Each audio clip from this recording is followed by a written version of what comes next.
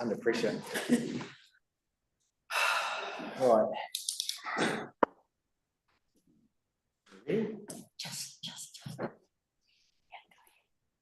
Welcome back, everyone. So we're going to have a workshop to take us, presented by Debs Martin from the Kotahitanga Taiao Alliance to update us on the progress of work there. We also have joining us from Doc, Suvi and Scott.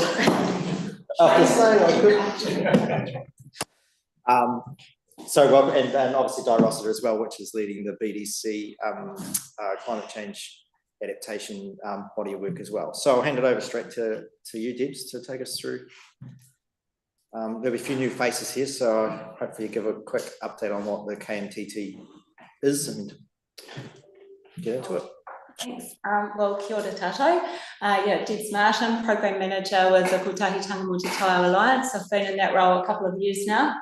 I'm in that role employed by the Nature Conservancy, and I'll just step you through those two organisations and how we work together.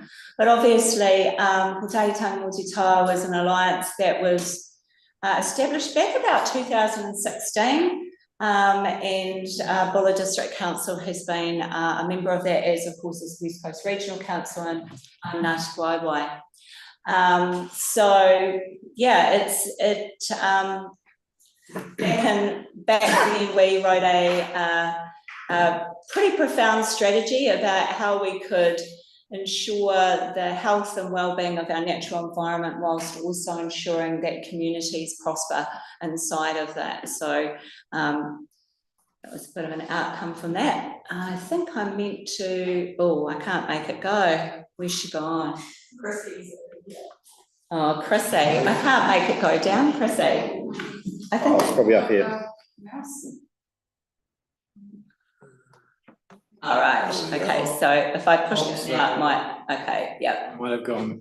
Might need to. How's that? Great. If I might need somebody to work that. So on the screen here, you can see the Alliance has a shared vision, which is a partnership for environmental leadership across the top of the South. It's about connecting people and place for now and for the future. So it's a really positive environment. It's not about leaving anybody behind. It's about making sure we work with our communities as well as looking after our place. The blue ones are the councils. We have Bulla, West Coast Regional, Marlborough, Tasman, Nelson. The pink ones along the top, or beigey colour, depending where you're sitting, all of the iwi, which are all of the iwi across the top of the South and Ngāti Waewae. And then in the Department of Conservation down below, Department of Conservation were early joiners. But in the last year, we've also been joined by Fisheries New Zealand and the Ministry for the Environment as well. So the idea is to work collaboratively to achieve really positive outcomes and to leverage what no individual organisation can do on its own, whether it's not because it's funding or because of this border issues or there's a multiplicity of reasons. In 2020, the Alliance agreed to partner with the Nature Conservancy. And I'll talk a little bit more about that. Just to know, somebody has to, do I roll it? Is that me now? Okay, right, I've got it. Oops, it rolls pretty quick. I'll just stick with that one. So the Nature Conservancy was founded in 1951 and it operates across the world, operates in 79 countries around the world. It has 5,000 employees and works together as one organisation. So we don't have individual federal country base. We have a country-based program, but we also work collaboratively. Our focus is on bringing strong evidential basis to the work that we do. So being very certain that what we're doing actually will help carry us forward. And we work in a very non-confrontational and collaborative partnership style. And that's been evidenced through the fact of the MOU that we have with Kotahitanga Taiao, is to work in partnership with all of the organisations who belong to that alliance. The idea is that we bring pragmatic solutions to the table and those kinds of solutions that will have lasting results. Some of you may have seen this, some of you may not be familiar with it. This is the 2019 strategy that was produced by the Alliance partners. And we all know what happened in 2019. COVID-19 hit us at the end of the year. So when we moved early in 2020, one of the things that we were able to do as a result of working together in the Alliance was pivot really quickly to access jobs for nature funding. And so in accessing that funding, we were able to stand up a number of projects, of which, I'm sorry this is kind of slightly in the way, but there's a number of projects across the region, and one of the things is that there's quite a lot around Nelson, Tasman, Marlborough, kind of eastern side. But we did have the Nature Connections program, Project Motoro, which is around training rangers, and the Restoring and Protecting Flora project as well, operating across KMTT and specifically within the Buller district as well. And that is outlined on page 1 of a paper that I think there was a paper pack sent with you as well. But one of those projects was the Restoring and Protecting Flora. We worked really closely with, obviously, Buller District Council, have worked really closely with NBC, and have delivered 18 full-time equivalent jobs over the last couple of years. It's due to come to a close, that funding, in the middle of this year. And brought in about 1.19 million in terms of funding to the region to do work around weed control, strategic weed control, where we worked really collaboratively with Buller District, Department of Conservation, in identifying sites of areas for weed control. And then we've also engaged Sasha Healy, who works within council, so we had funding for that role as well, to support the ongoing work for that restoration where the sites have been.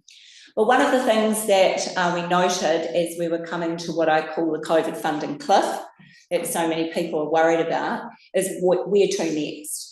And as we looked at this, we thought there's a lot that's happening in the east, but we actually want to bring some more of the activities into the west. And so we've had really strong support from Buller District for that. We had a 3-day meeting here in August 2022, which some of you may have come along to, and thanks Jamie for Buller District Council and Ngāti Waewae for their support in hosting that.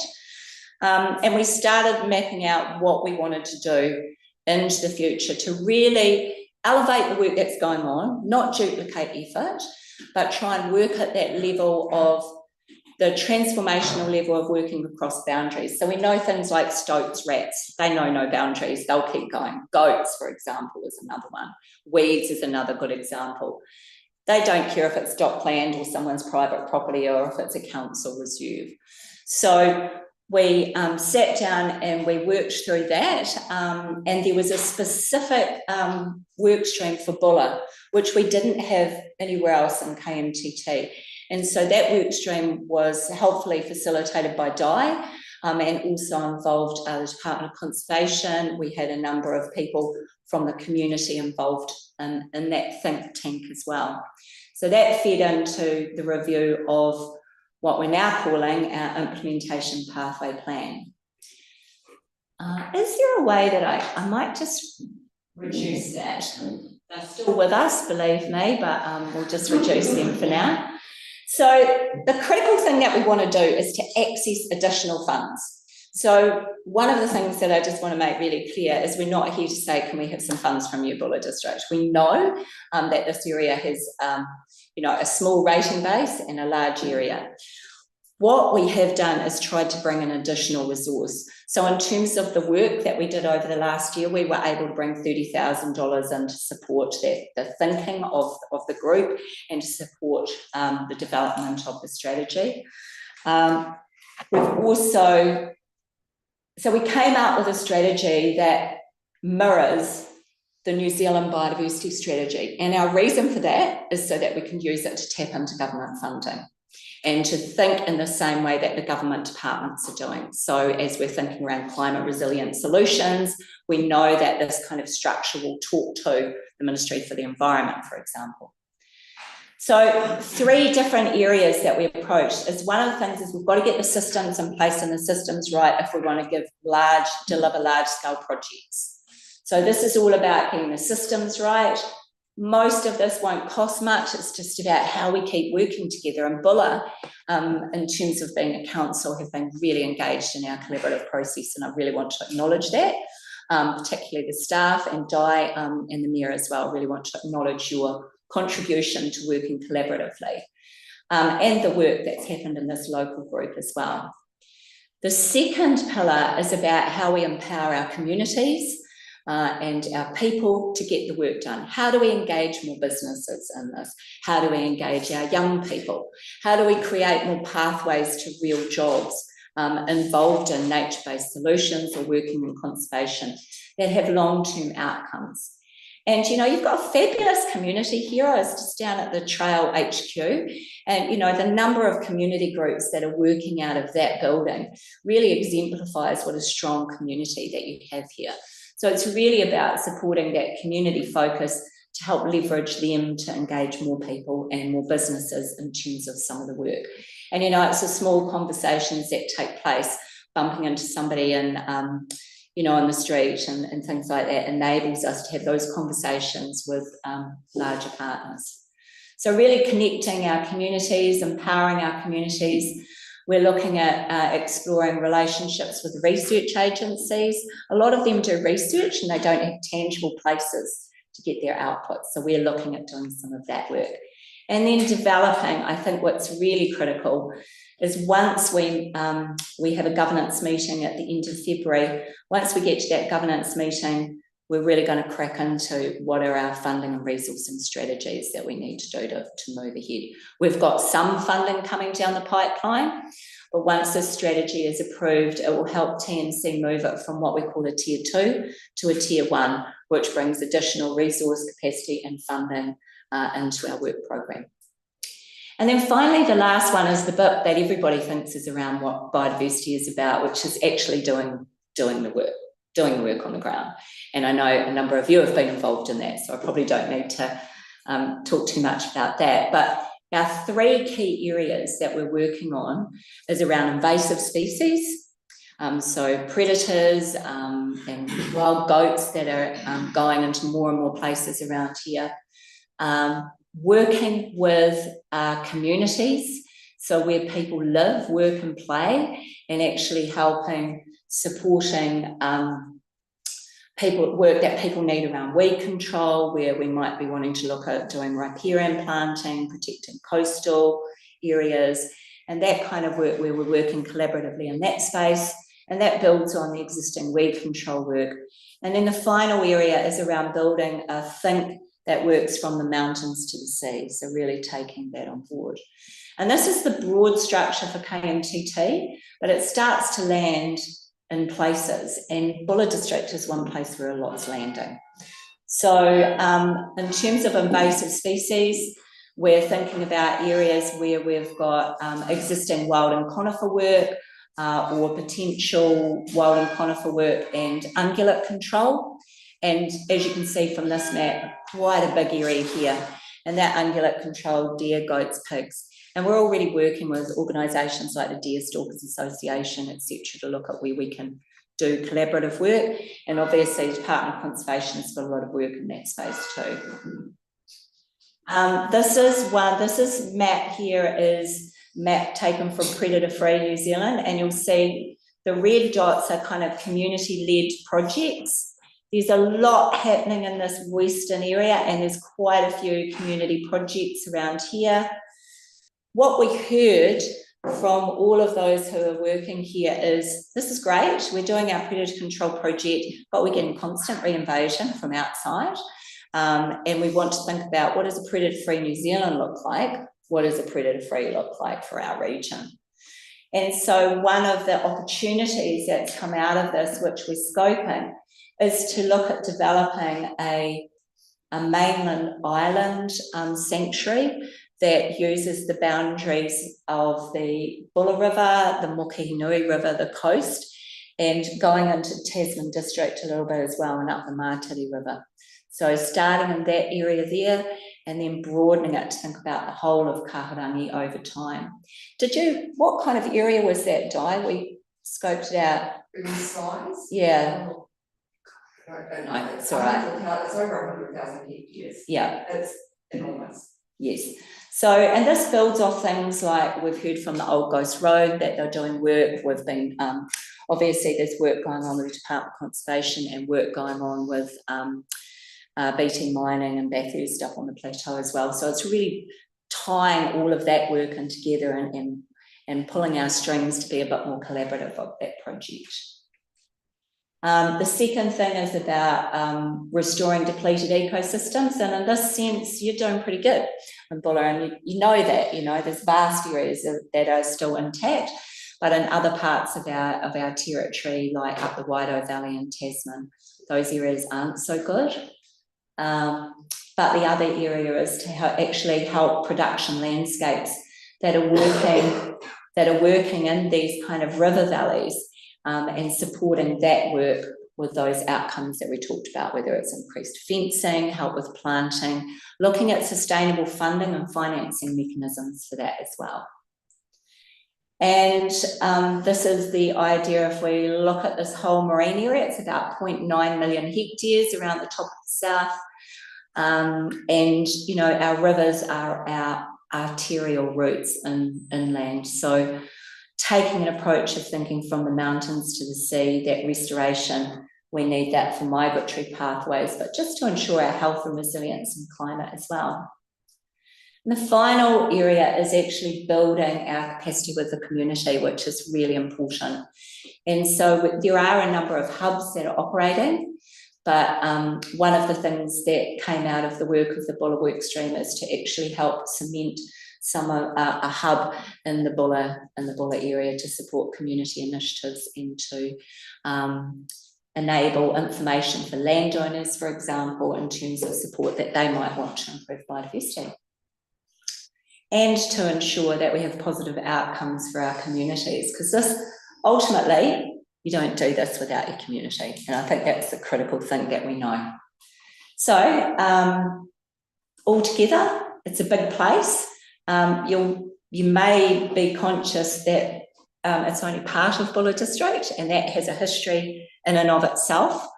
But there has been, the opportunity for us to work very closely in the Westport area and some of the work that is just on the south side of the river as well, that complements work that we are doing. So that's it from me. That's a bit of an update.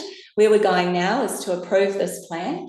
It's got a price tag on it, it's big, but we feel with that ambition that actually we can help bring additional jobs, help support the community, and work really collaboratively in this region. And I just wondered if Di or Suvi wanted to add anything from your perspectives as KMTT partners and participants. Just saying where we are right now. So at the moment,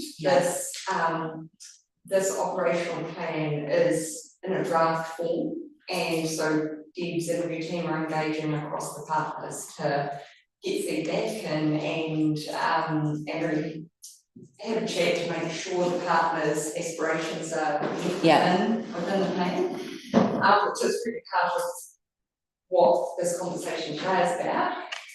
Once that plan is finalised, what did you say? That will escalate or elevate the work within TNC to what a tier 1, which if you can just explain around that. So, Di's right. We've done a lot of work with the community. So the community have helped write this, but now when you land it on a single piece of paper, you know that, you just got to test it. So we're doing that at the moment, having conversations while Di and I are having those conversations over the last few days. But what that means once it's approved, at the moment, from a TNC perspective, as a partner, we have 3 tiers. And we're at what's called a tier 2 at the moment, which means we're scoping some work out with our partners. When it moves to tier 1, it brings more investment, it brings more expertise, and it brings additional investment and opportunities for us to access funding. So recently, for example, we were able to bring in 380,000 New Zealand dollars to a large project that was dealing with seabirds. as a result of the scoping work that we're doing. So that would be this kind of scale of work that we're looking at doing. Ultimately, we probably would love to build back up to what Jobs for Nature look like, and that's the kind of price tag that we probably need to get back to, but that's going to take time. And we're going to be looking at sustainable financing mechanisms along the way as well. Did you want to say anything, Suvi? Oh, sorry. Oh, just that the department has been involved in this project since the very beginning. We really support it, and anything that brings more funding and jobs to the bulla is a great benefit to us all, especially if it helps our ecosystems and also aligns with the department's objectives. So we're keen to help devs where possible. Debs, I might be wrong and just stop this conversation if I am. It's one of those days. But wasn't there talk in the early phases of some of this plan around work around assisting in the flood protection measures and stuff like that? So I'm thinking Organs Island and nature-based solutions. Is that still part of the mix, or is that dropped off? Or No, it's very much a part of the mix, and it comes into one of the things that we didn't want to write into the plan was be too specific until we had the local conversations more deeply. So there's space within that work, and we've got some funding that I'm talking with Di about now that we've just been able to tap into to start to look with how I think, you've got MFE funding, I think. So we're thinking about how we might be able to bring some money to start bringing some of those practical nature-based solutions into it. So it's definitely there, and it's a part of, if I can just whiz back up to this one here, improving our climate resilience with nature-based solutions. So it's part of that, and it's a part of restoring our connected ecosystems. So building floodplains, connecting corridors, restoring some of the coastal areas using those kind of floodplain opportunities. so bearing that in mind, and given that your boundaries effectively the bullets are up, Yes. are you connected into regional council and their river team, their thinking around any of this stuff? Yeah. Because I'm just thinking budgets are going to be stretched and pulled everywhere, and if there's an element that can be nicely dropped into a KMTT bucket and achieve those sort of environmental outcomes as well as some flood mitigations or whatever, then that's a win-win. Making sure all those conversations are happening. So I am meeting, I'm going to West Coast Regional Council on Monday to have that conversation, but there is somebody from the Ministry of the Environment that West Coast Regional Council have that I'm involved with modelling nature-based solutions as well. So it's pulling all of these pieces together so we get the best outcome, and we're not working against duplication effort, but we're getting, synergy. Cool. Any other questions? Councillor Weston? I noticed you had a little pointer at Lake Rotawiti, wasp biocontrol. Oh, yes. A, what is it? And B, is it going to be elsewhere? That's a really good question. It's part of our research hub. So part of this here is to actually support research with tools. And one of them was Tasman District Council initiated work with Landcare Research around a biocontrol agent to control wasps. So we are funding that, and we've got some trial release sites, pilot phase one at Rotawiti, one in the Ronga Valley in Marlborough, and one in Golden Bay. We have a tentative site on the West Coast, but there were some issues we need to manage with landowners, etc. first. But yeah, that's bringing a natural agent which reduces the viability of nests. So we know it works overseas, but we're needing to trial it here. It's got all the EPA approvals, so it's got all the approvals it needs. So we're about to embark next month on our first release site, and we'll see how it goes. But we think the West Coast will be phase 2. That leads me to my next question. Cats. Oh, cats. Wherever I go, I watch these cats. Oh, I know. So are they added into this? Well, I get it's one of the things is as we scope out the projects, the question that we'll ask are what are the biggest threats? So if we're doing a predator-free, for example, and feral cats come into that, even though predator-free New Zealand doesn't necessarily cover it. We know that some of our projects are saying we have to tackle cats. So from a feral perspective at that landscape scale level, I think they're definitely in discussion.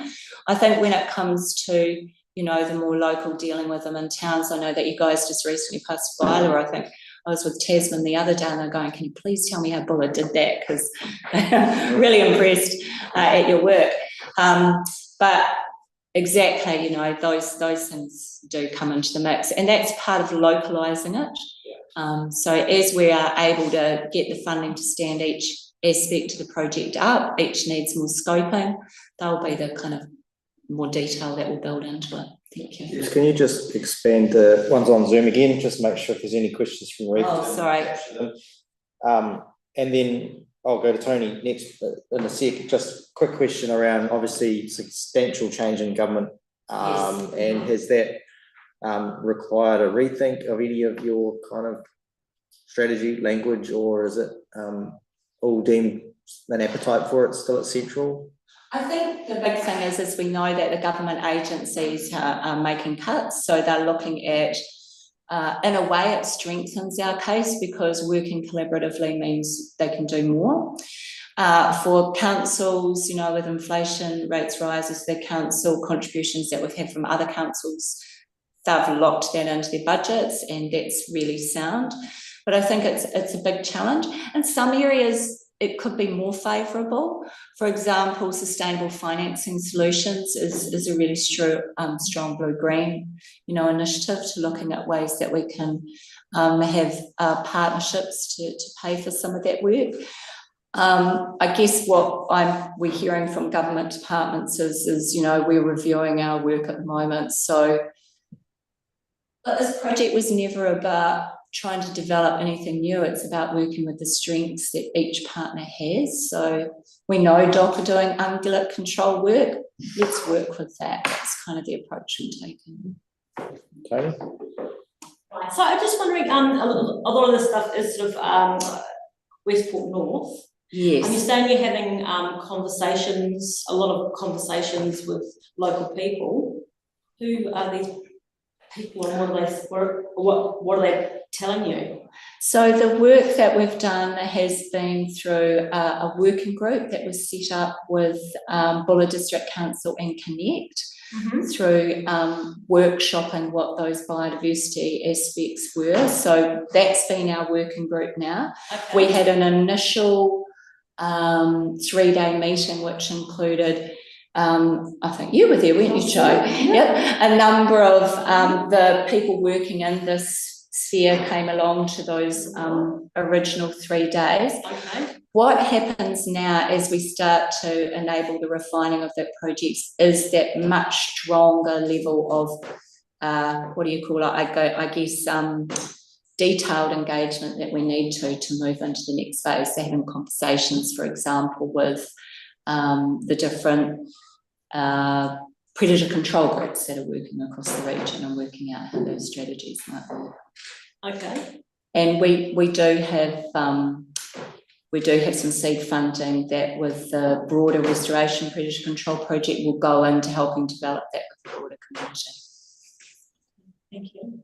Steve, anything from Reefton? No, just happy to share our cat bylaw or keeping animal bylaw with anybody that wants it. Thank you. It was quite a long time in the making, but we got there. Cool. Councillor Reedy. Thank you. Debs, showed at the top of the cape there, predator free. Yeah. And that was taking quite an effort, I should imagine. In Karori, Wellington, they've probably were of a big sanctuary up there, and it's predator free now. Every now and again they will get a rat come under them. They've got the sense or something now, but it wasn't an overnight job. It's all fenced off. Now you're using the rivers obviously as a natural boundary. But obviously you're not looking at 1 year tasks. It's going to be 10, 15 even. A larger region, of course, but maybe looking at 20. So how far out are we looking at the moment? Well, the strategy itself looks a long distance into the future. So what we are looking at is a strategy that says, over a 10-year plan, what we should get in place. And with predator free, it's a 2050 goal. So we know we're in it for a long haul. And for some of that work, you've got predator control projects. They're going back and they're doing the same thing year on year on. What we're hoping to do is starting to expand that and get suppression down to low levels, and then build on and use the new technologies and creating the boundaries across projects to start to expand it in the way that they did with Zealandia, that Karori, but also Miramar Peninsula, the one up at Farewell Spit. We know that's going to take a number of years, and they're grappling with things like pigs too. So yeah, horses for courses, and learning and working together is the best way forward. And just one other, if I may, please. I'm not sure if this is part of the topic, but extractive industries. Yeah. Where there's obviously quite a lot of damage. Yeah. And then rehab afterwards. So has that been factored into here at all? As we assessed the work, we looked at where the priority work was, and it wasn't on those sites, and that's just been, as we did the prioritisation in Buller District. What we did note, of course, is that rehabilitation is there, and also that they are willing partners in terms of some of the broader scale restoration work, like the predator control work, that, for example, BT Mining and Bathurst have been as a result of some of their consents. So, as I said at the beginning, we're taking that collaborative, non-confrontational approach of working where strengths are. Councillor Sampson? You said that we're going to make more. The aim is to do the whole area free. We're going to start in small sections and then expand out. And if so, we're going to start in the area. That's a really good question. That's the detail that we need to work through next. So yeah, so we haven't determined exactly. We know where the work's going on, and we know where people have said we've got some issues, but essentially we're leaning towards starting in a Northwest Nelson Buller area because of the work that's already existing, and the high values that are here and the opportunities for employment it creates. But we'll be working with communities. I know, Rosalie, you've done work up further up the coast, so we'll be talking with communities around what that looks like for them as well. All right, thank you. I think we'll draw it to a close there, unless there's something else, just to let Gina set up what we need for our next meeting. So no burning last questions? No? Excellent, thank you very much. Thank you. The update, great to see the progress, and eagerly await the development of some projects on the ground. Yeah. Thanks, everybody. Thank you, tips. If they bloody like enroll, it's taken me like 3 weeks to. The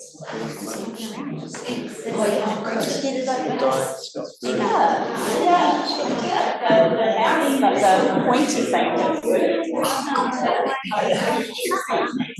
Oh, it's awful.